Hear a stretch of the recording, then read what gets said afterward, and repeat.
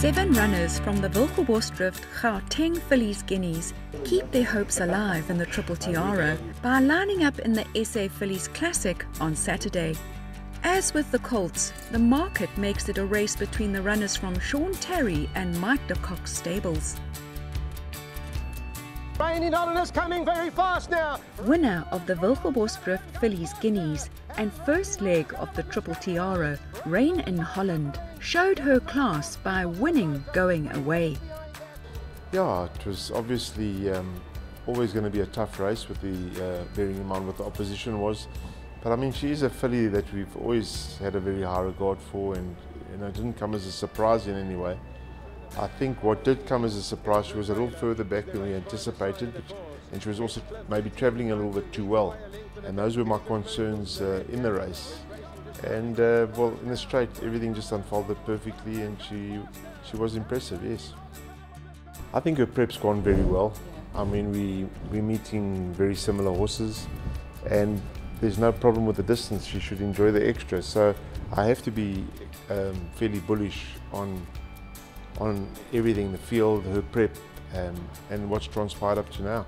Desert Miracle has come into the lead with 100 metres left to go. The exciting Desert Miracle, who won 4 in a row, including 2 graded races last season, has indicated a return to form when finishing 3rd in the Wilgerbosdrift Gauteng Fillies Guineas last month. A good comeback run. I'm very happy. But I don't understand much. I'm not happy with the way you rode it, but I'm very happy the way she ran. It's given the stable confidence going into this race. Samanga Kamalo will be partnering her. She's going to ride him a few times at the track, so Samanga is going to riding according to instruction. I think it gives me a very good confidence to go to the Classic. She has a good draw of 4 and will be going the 1800 for the first time. I'm quite confident with on a bounce with the form what he had last year, because the way she worked at home, I'm quite happy. Elson is quietly confident she'll bounce back to form. Let's take a look at Mike de Kock's 2 other runners, Clafuti and Definitely Maybe. But Clafuti is a massive danger on the outside, and Clafuti... The group placed and winner of 3 from 9, Clafuti is a big and scopy filly. She's, as you said, she's quite a lovely big filly. She's a nice and strong filly. She can take her work, She can do everything right. As you see her, I'm quite impressed with this filly. It was the final gallop today, this morning, so I'm quite happy the way she got up this morning. I know it's up in class, but to the 1800, I think that's the right distance for her, because I see the way she ran. I taken the record when they got beat by Aracosta, That's quite a very good run from her, so I quite like it. Definitely Maybe now starting to finish over the top of them. Being a merit-rated 79 and nearly 40 points below her fancied stable companion Desert Miracle, Definitely Maybe is an interesting inclusion in the race. He's a nice filly. She don't like to put her foot wrong. To me, never put her foot wrong. She's quite concentrated. She's doing well at home. I'm quite happy with her preparation to go to the Classic. I know it's up in class, but I'm quite happy.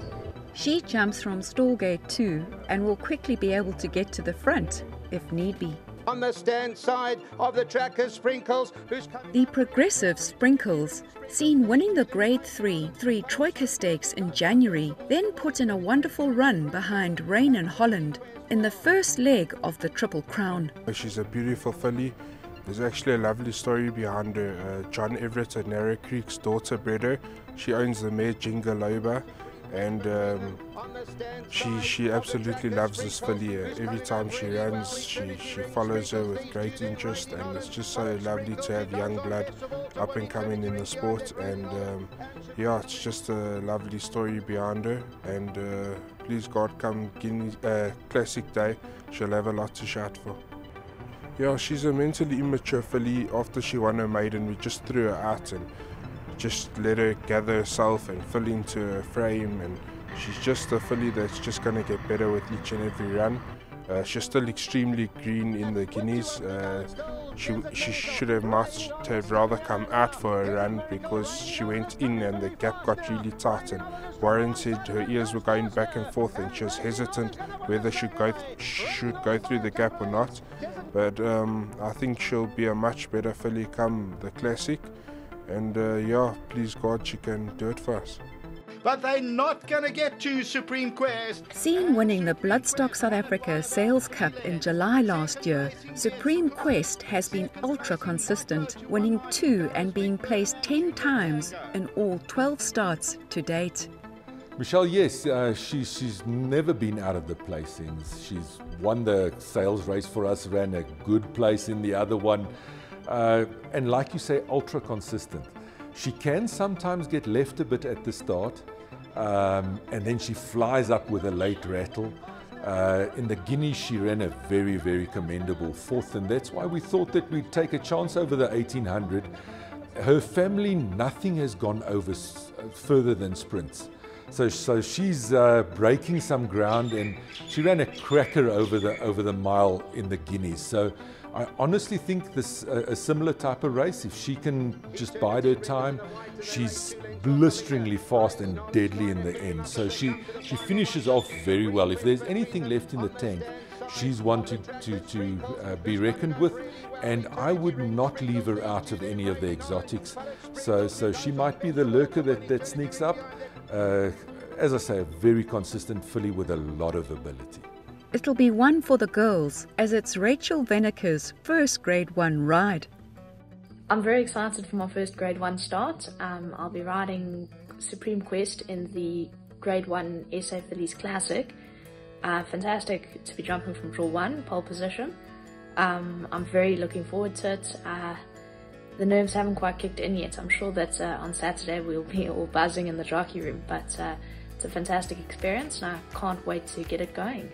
Eternity Ring is in the white and they race 2 lengths off the leader. Seen finishing second to Sprinkles in the Grade 3 Troika Stakes in January, Eternity Ring then ran 6 lengths back to Rain in Holland in the first leg of the Triple Crown.